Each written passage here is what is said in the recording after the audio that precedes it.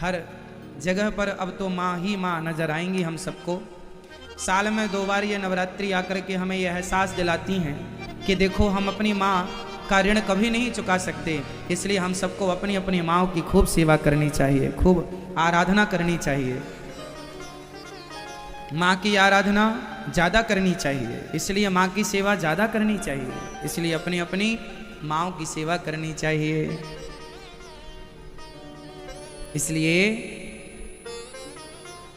हाँ, आज माँ भगवती के कहते हैं इन नवरात्रियों में हम जो भी काम करते हैं वह सिद्ध हो जाता है। जैसे आप अपने गुरु मंत्र का जाप रोज तो करते ही थे, पर नवरात्रियों में ज्यादा करो। नवरात्रियों में की गई पूजा, की गई उपासना, किया गया कुछ भी सिद्ध होता है, चाहे ये नवरात्रि हो या चैत्र की नवरात्रि हो। तो कोई भी अनुष्ठान, कोई भी सिद्धि पाना हो, जैसे कोई सिद्धि प्राप्त करना चाहता है ना, वो नवरात्रियों में अनुष्ठान करता है। नवरात्रियों में किया गया कोई भी अनुष्ठान सिद्धि को देने वाला है। इसलिए जैसे आप अपने गुरु मंत्र का भी जाप करें इन नवरात्रियों में तो आपका मंत्र सिद्ध हो जाएगा। इसलिए अधिक से अधिक जाप करना है, अधिक से अधिक यहाँ वहाँ से मन हटा करके इन 9 दिनों में अपने मन को केंद्रित करके भगवान की अधिक से अधिक आराधना करनी है। और इन 9 दिनों में हमें अपनी बैटरी इतनी चार्ज कर लेनी है पॉजिटिविटी से, भक्ति से, कि 6 महीने तक चल जाए। इसके बाद फिर अगली नवरात्रि में चार्ज हो जाएगी। तो ये कुछ विशेष त्यौहार इसलिए होते हैं कि आपको साल भर समय नहीं मिलता, महीने भर समय नहीं मिलता, तो समय निकाल के इन दिनों में आप कुछ अच्छा कर सकते हैं अपने लिए। ये 9 दिन सिद्धि देने वाले दिन हैं। आप कुछ भी कर लीजिए, कोई भी जो भी आप करते हैं। आप राम जी के भक्त हैं तो राम नाम जप लीजिए, कृष्ण के भक्त हैं कृष्ण नाम जप लीजिए, शिव के भक्त हैं शिव नाम जप लीजिए, माता रानी के भक्त हैं माता रानी का नाम जो जपेंगे, जो करेंगे। आप रामचरितमानस का पाठ करें या गीता का पाठ करें या अन्य ग्रंथों का पाठ करें, हर चीज सिद्ध होती है। आपकी जो आस्था है जिसमें वो करिए, पर करिए। ये नवरात्रि विशेष होती है, विशेष पर्व होता है। इन दिनों में हमें क्या करना चाहिए? अपने घर में हमेशा सुख शांति बनी रहे, इसलिए अपने घर में आज के दिन से एक देसी घी का दीपक जलाना चाहिए। माँ भगवती को प्रणाम करना चाहिए। आपके घर में जो माता रानी की तस्वीर है उन्हें नमस्कार करना चाहिए और माँ से प्रार्थना करना चाहिए, हे माँ आप नारायण के संग आकर के सदा इस घर में विराजें। भगवान शिव के संग पार्वती अकेली नहीं, शिव के संग पार्वती आए। लक्ष्मी जी अकेली नहीं, नारायण के संग लक्ष्मी जी आए। हम लोग अकेले की पूजा नहीं करते, युगल उपासना करते हैं। युगल जानते हैं? जोड़ी, सीताराम, राधे श्याम, गौरी शंकर। तो माँ आप युगल विराजिए हमारे यहाँ, सदा के लिए विराजिए। हमें अपना पुत्र मानकर, हमें अपना दास मानकर के विराजिएगा, क्योंकि किसी न किसी रूप में हमें शक्ति की आवश्यकता होती ही है। इसलिए हम सभी को बारंबार आज घर में दीपक जला करके माँ भगवती की आराधना करनी चाहिए। और माँ ऐसी आओ कि फिर कभी ना जाओ। हमारी बुद्धि को आप ही निर्मल करो, हमारी शक्ति को आप ही बढ़ाओ, हमारी वाणी को आप ही मधुर करो। हमारे घर में सुख शांति समृद्धि आप लक्ष्मी बन कर आओ, आप सरस्वती बन कर आओ, आप शक्ति दुर्गा बन करके आओ। दुर्गा मैया के कितने हाथ हैं? कितने? 8। 8 हाथ क्यों हैं दुर्गा मैया के? 4 लोगों को खड़ा कर लीजिए तो 8 हाथ हो जाएंगे। मानो दुर्गा मैया कहती है ये नवरात्रि हमें बहुत कुछ सिखाती है, सीखो तो। नवरात्रि ये सिखाती है कि सनातनियों तुम संगठित रहो। हम हिंदू लोग 4 भागों में बटे हुए हैं, ब्राह्मण, क्षत्रिय, वैश्य और शूद्र। ये 4 टुकड़े हैं सनातन धर्म में, 4 भागों में डिवाइड हैं लोग। माता रानी कहती है तुम चारों एक हो जाओगे जिस दिन, तो तुम्हारे हाथ हो जाएंगे 8, और जिस दिन तुम इकट्ठे हो गए तो 8 हाथ की ताकत से इतनी ताकत तुम हासिल कर लोगे कि शेर को भी तुम अपने वश में करके शेर की सवारी कर लोगे। दुर्गा जी शेर की सवारी करती हैं, इसलिए इस संगठन में ये ताकत है कि आप शेर को भी अपने अधीन कर सकते हैं। फिर ये दुनिया के लोग क्या। इसलिए ब्राह्मण, क्षत्रिय, वैश्य और शूद्र चारों को संगठित रहना चाहिए। हम सभी एक ही पिता की संतान हैं। अच्छा बताओ, ब्राह्मण के पिता कौन है? मूल में फर्स्ट ब्राह्मण के पिता, ब्राह्मण कहां से पैदा हुआ? ब्राह्मण के पिता कौन? भगवान। भगवान श्रीमन नारायण कहो या भगवान ब्रह्मा जी कहो, भगवान नारायण के मुख से प्रकट हुए हैं ब्राह्मण। ब्राह्मणोस्य मुखमासी, भगवान नारायण के मुख से ब्राह्मण प्रकट हुआ। क्षत्रिय हुआ भुजाओं से, वैश्य हुआ है जंघाओं से, और शूद्र हुआ है चरणों से। तो बताओ, चारों के पिता एक हो गए? एक हो गए? बोलो हाँ। हम चारों के पिता जब एक हैं तो फिर भेद क्यों है? हम कौन छोटा बड़ा है? सब भाई भाई की तरह रहो मिलजुल करके। बड़ा व्यक्ति अपने कर्मों से होता है। आपके कर्म अच्छे हैं, आप श्रेष्ठ विचारधारा वाले व्यक्ति हैं, तो आप किसी, चाहे आप ब्राह्मण हो, क्षत्रिय हो, वैश्य हो, शूद्र हो, आपकी विचारधारा रैदास जैसी हो तो रैदास भक्त का भी सम्मान करता है, आदर करता है। उनके भी चरणों का प्रक्षालन करके, चरण धो करके लोग चरण अमृत लेते हैं, ऐसे महापुरुषों का। तो फर्क नहीं पड़ता कि आप ब्राह्मण हैं कि क्षत्रिय हैं कि वैश्य हैं कि शूद्र हैं, आपका भाव कैसा है। व्यक्ति जन्म लेने से बड़ा नहीं होता, व्यक्ति जन्म से भी बड़ा है और कर्म से भी बड़ा हो सकता है। यदि जन्म और कर्म दोनों से श्रेष्ठ है तो क्या बात है। लेकिन व्यक्ति जन्म से श्रेष्ठ है पर कर्म से श्रेष्ठ नहीं है तो वह समाज में सम्मान नहीं पाएगा। सम्मान वही पाता है जो कर्म से श्रेष्ठ होता है। इसलिए आप किसी भी जात से हैं, कोई फर्क नहीं पड़ता, आपके कर्म श्रेष्ठ होने चाहिए। क्यों जी, क्या श्रेष्ठ होनी चाहिए? कर्म। ब्राह्मण होकर भी कर्म से हीन हो गया तो वो किस काम का? क्षत्रिय होकर भी वो कर्म से हीन हो गया तो किस काम का? वैश्य होकर भी कर्म से हीन हो गया, शूद्र होकर भी कर्म से हीन। इसलिए आप जहां हैं वहां रह करके कर्म युक्त बनो। ऐसा कर्म करो कि समाज आपके जैसा पुत्र चाहे कि ऐसा पुत्र हमारा भी हो। फर्क नहीं पड़ता कि आपकी जाति क्या है, आपके कर्म श्रेष्ठ हैं। इसलिए कर्मों की पूजा होती है। अच्छे कर्म करेंगे तो शबरी ने अच्छे कर्म किए तो देखो आज समाज पूजता है शबरी को भी, हाँ या ना। राम की कथा बिना शबरी के पूरी नहीं होती। राम कथा में शबरी का नाम ना आए तो राम कथा पूरी हो ही नहीं सकती। हो सकती है? राम कथा में केवट की कथा ना हो तो राम कथा पूरी नहीं हो सकती। बोलो हो सकती है? राम कथा में यदि निषाद की कथा ना आए तो राम कथा पूरी नहीं हो सकती। निषाद, केवट, शबरी कौन थे? जंगल में रहने वाले भील निषाद थे, जिसे आज समाज छोटा मानती है। लेकिन राम जी ने गले से लगाया। जब मेरे राम ने कोई छुआछूत नहीं रखा, जब राम ने कोई ऊंच नीच का भाव नहीं रखा, तो हम कौन होते हैं छुआछूत और ऊंच नीच का भाव रखने वाले। इसलिए हमें सबसे भाई भाई की तरह मिलजुल के रहना चाहिए और प्यार मोहब्बत से रह करके अपने धर्म को आगे बढ़ाना चाहिए। यही हमारी दुर्गा माँ समझा रही है। तुम चारों संगठित हो जाओ। आज हमारे देश में यही तो संगठन नहीं है। ब्राह्मण अलग, क्षत्रिय अलग, वैश्य अलग, शूद्र अलग। क्यों? सही है? कोई अपने आप को श्रेष्ठ कहता है, कोई अपने आप को श्रेष्ठ कहता, कोई कोई कहता, कोई। सभी श्रेष्ठ हैं। अज्ञान बस झगड़ा है। हमारे सनातन धर्म में झगड़ा किस बात का है? अज्ञान बस। झगड़े का मूल कारण है अज्ञान। ये अज्ञान मिट जाए तो कोई विवाद ही नहीं। पर कब मिटेगा ये अज्ञान? अनादि समय से अज्ञान बना हुआ है।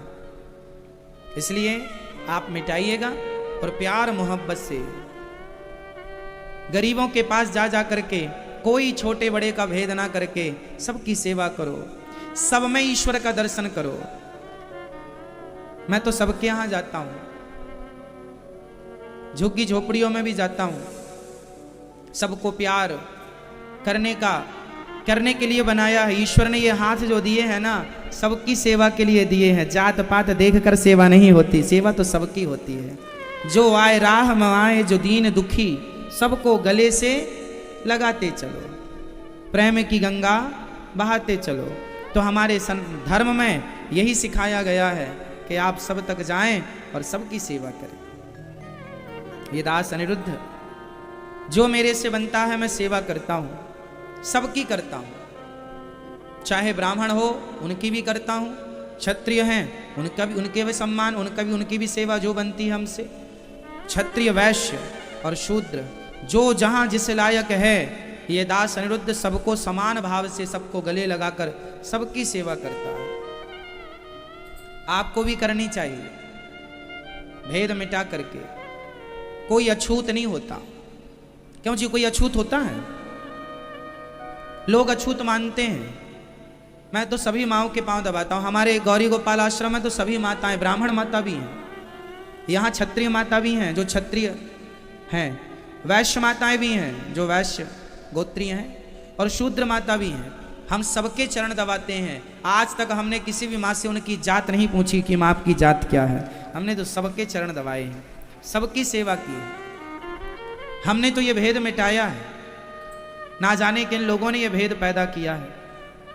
इसलिए आज नवरात्रि के दिन आप भी संकल्प लें कि आप भी सबकी सेवा करेंगे।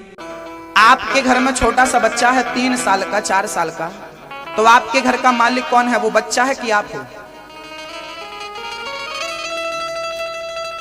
अच्छा एक बात बताओ, घर में मालिक टेंशन में रहता है कि बच्चे टेंशन में रहते हैं? बता दो, बस आप सब बता दो। घर का मालिक टेंशन में रहता है कि घर के बच्चे टेंशन में रहते हैं? 3 साल का बच्चा, 4 साल का बच्चा, 5 साल का, 10 साल का बच्चा, कौन टेंशन में रहता है?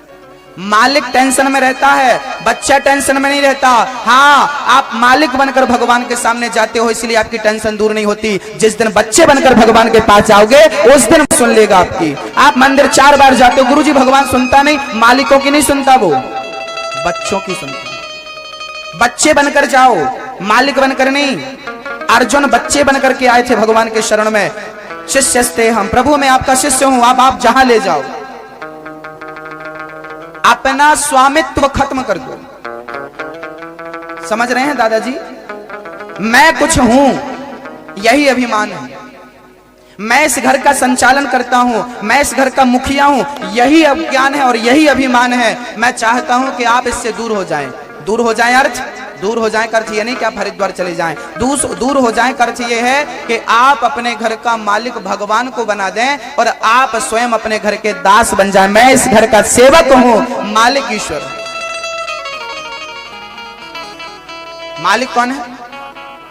यहां पर एक बैंक है, भोपाल में बहुत सारी बैंकें हैं, तो बैंक में ना एक मैनेजर होता है। हर बैंक में आपको एक मैनेजर मिलता है।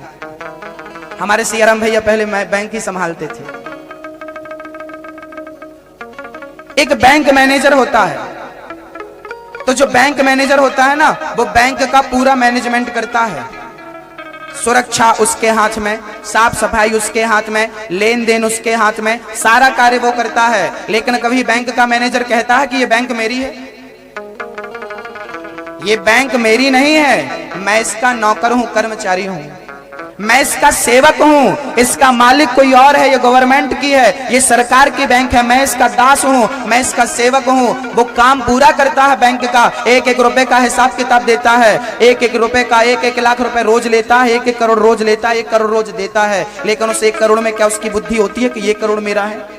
रोज हजारों लाखों का टर्नओवर करता है, लेकिन ये नहीं सोचता कि ये संपत्ति मेरी है, ये बैंक की संपत्ति है। मुझे तो जो महीने में जो मिलती है उससे मतलब है, मैं इसका दास हूं, मैं इसका सेवक हूं। ऐसे ही आप अपने घर के मैनेजर बन जाइए। ये समझिए कि ये घर की संपत्ति तो परमात्मा की है, पत्नी भगवान की, बेटा भगवान का, घर की प्रॉपर्टी भगवान की। मैं तो केवल मैनेजमेंट करूं, मैं संभालूं, मैं मालिक ना बनूं। मैं रक्षक हूं, मैं सेवक हूं। ठीक है, मैं साफ सफाई करता हूँ, मैं पत्नी की परवरिश करता हूँ, बच्चों की परवरिश करता हूँ, बच्चों का लालन पालन करता हूँ, एक भूमिका निभाता हूँ पिता की, एक भूमिका निभाता हूँ पति की, एक भूमिका निभाता हूँ पत्नी की, एक भूमिका निभाता हूँ भाई की, एक भूमिका निभाता हूँ पड़ोसी की। लेकिन मैं मालिक नहीं हूँ। मैं दादा की भूमिका निभा रहा हूँ, मैं नाना की भूमिका निभा रहा हूँ, मैं मामा की भूमिका निभा रहा हूँ, मैं बुआ की फूफा जी की भूमिका निभा रहा हूँ, मैं मौसा जी की भूमिका निभा रहा हूँ। ये सारी भूमिकाएं हैं, मैं मालिक नहीं हूं। मालिक कौन है? कौन बता दो आप? कौन है मालिक? ईश्वर। तो कभी ये मत सोचना कि मैं कुछ हूं। जिस दिन आपने ये सोचा कि मैं कुछ हूं, ये सोचकर यदि मंदिर जाओगे, अनिरुद्धाचार्य मंदिर जा रहा है, बस चले जाए फिर अनिरुद्धाचार्य मंदिर, कुछ नहीं लेके आएगा। भर के जाओगे तो लाओगे क्या? गंगा जी जब आप बाल्टी लेकर जाते हो तो बताओ, भर के ले जाते हो बाल्टी के खाली ले जाते हो?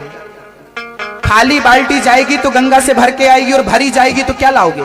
हाँ, मंदिर जाओ खाली होकर, सारा अभिमान, सारी वासना, सारा क्रोध, यहाँ तक कि मैं कुछ हूं ये भी भूल कर मंदिर जाओ। और मैं कहता हूं जिस दिन खाली होकर मंदिर जाओगे उस दिन भर करके मंदिर से भगवान तुम्हें भेजेगा। भर कर आओगे, ऑलरेडी भर कर जाते हो। मैं अभिमान, मैं अनिरुद्धाचार्य, मैं मंदिर जा रहा हूं, ये अभिमान लेकर जाएगा तो खाली हाथ आएगा। जब मैं था तब वो नहीं, जब मैं था तब हरि नहीं, अब हरि है मैं नाय, प्रेम गली अति सातुरी, जा मैं दो न समाए।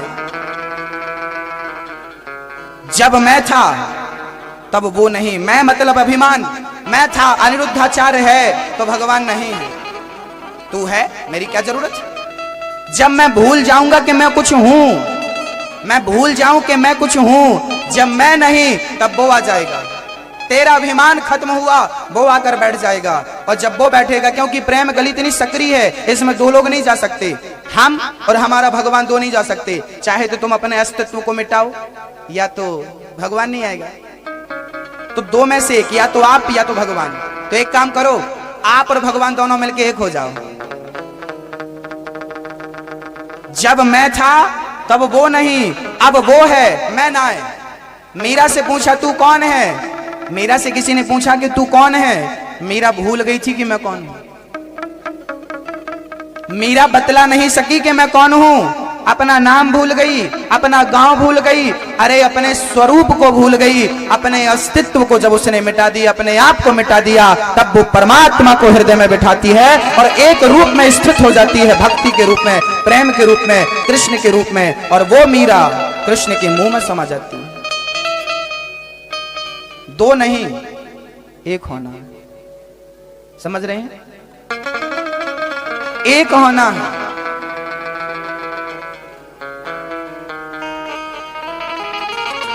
भगवान के सामने समर्पित हो जाओ, जैसे गाय माता समर्पित होती है मालिक के सामने, ऐसे आप समर्पित हो जाओ भगवान के सामने। और कुछ नहीं, बस समर्पण, इसी का नाम है समर्पण। अभिमान हटा लो, मैं कुछ हूं, मैं जीरो हूं। राम नाम एक अंक है, बाकी साधन सून, राम रहे 10 गुण है, राम बिना सब सून।